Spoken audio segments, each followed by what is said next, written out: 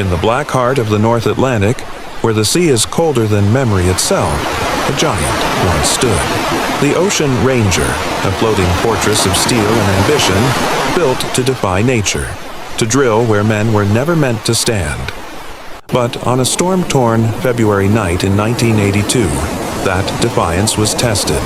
Waves rose higher than houses, wind screamed like a living thing, and in a matter of hours, the most advanced oil rig in the world simply disappeared. 84 men vanished without a trace. No survivors, no answers, only questions carried by the wind. It wasn't just an oil rig that sank that night. It was humanity's illusion of control over the ocean itself. Before it vanished beneath the Atlantic, the Ocean Ranger was more than just an oil platform. It was a marvel. Towering nearly 400 feet above the waves, it was hailed as the unsinkable city at sea, a floating monument to engineering triumph. Built to endure the worst storms nature could summon, it represented the new frontier of human ambition, a symbol of courage, progress, and pride shared across nations. From Newfoundland to Dublin, from the engineers and offices to the men aboard, there was faith. Faith in machines, in training, in numbers that promised safety. But faith, as history often proves, is fragile when placed against the sea. On February 14, 1982, as Valentine's Day storms rolled across the North Atlantic, that faith was tested in the most brutal way imaginable, and by dawn, the ocean had claimed its debt, reminding the world that no matter how far we advance, the sea always decides who stays afloat. The calm before the storm. The evening before the storm, the Ocean Ranger drifted under a gray sky, calm, steady, and self-assured. 84 men moved through their routines with quiet precision. Some called home over the radio, others played cards or brewed coffee in the mess hall. Outside, the sea was restless, but the crew had seen worse. They trusted the rig, massive, modern, invincible. By nightfall, the barometer began to drop. Winds sharpened. The waves swelled higher. A cold front from the Canadian Arctic collided with Atlantic moisture, and the storm gathered power. Still, operations continued. The crew logged instruments, adjusted valves, and stayed focused, men working miles above an unforgiving abyss.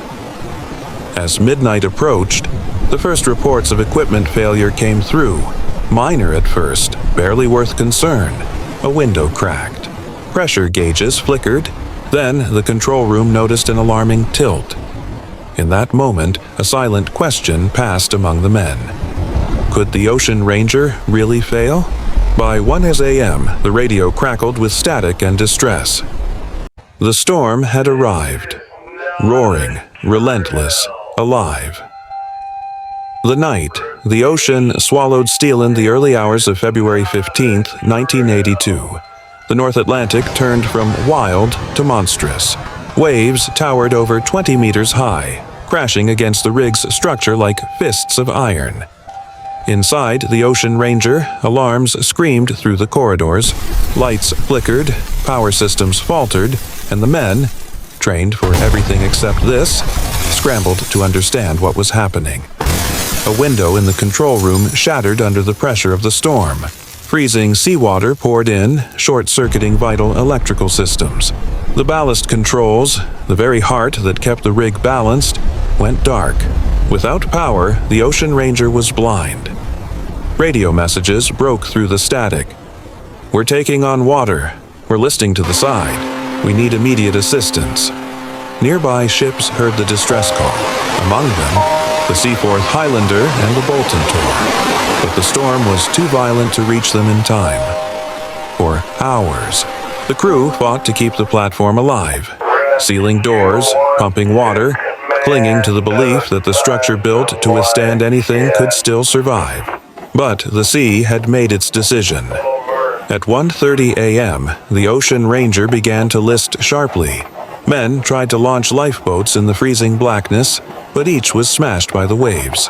The rig tilted, groaned, and then disappeared beneath the storm. By dawn, only debris floated where 84 men had stood. No bodies, no survivors, just the endless gray horizon, indifferent and quiet. The most advanced oil rig on Earth was gone, swallowed whole by the sea it sought to command. Aftermath and investigation. When the storm subsided, rescue helicopters swept across the Atlantic dawn, but all they found was wreckage. Steel fragments, broken lifeboats, empty survival suits drifting on waves. Gentlemen, The Ocean Ranger had vanished, and with it 84 men. Fathers, sons, brothers. The entire crew was lost. Families gathered on shore, clinging to hope that someone might have survived in the freezing water. But as hours turned into days, hope turned to mourning. In Newfoundland, the news spread like wildfire. Disbelief, then anger, then grief that settled deep into the hearts of those who lived by the sea. An inquiry was launched almost immediately. Investigators pieced together what little evidence the storm had left behind. What they found was haunting.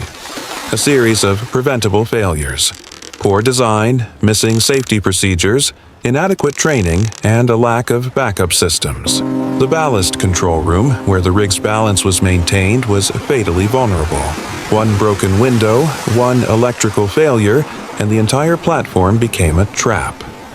Corporate promises of unsinkable safety were shattered. The Ocean Ranger disaster forced governments and oil companies to rewrite offshore regulations worldwide. Lifeboat standards, evacuation drills, and design safety systems were overhauled. The legacy of the Lostmoor. Then, 4 decades later, the name Ocean Ranger still echoes across the North Atlantic. Not as a monument of power, but as a memory of humility. In coastal towns, plaques bear the names of the 84 men who never returned. Each one represents a family that learned the cruel truth of life at sea. That technology may evolve, but the ocean never forgets. The tragedy reshaped how nations viewed offshore work. It sparked reforms, inspired memorials, and reminded the world that progress demands responsibility. Engineers today still study the Ocean Ranger, not for its design, but for its failure. Because within that failure lies every lesson humanity must remember when it dares to challenge the deep. In Ireland, where the sea is both provider and predator, the story of the Ocean Ranger feels deeply familiar. It is a story of courage, of loss, and of remembrance. A story that whispers through every Atlantic wind that sweeps the coast.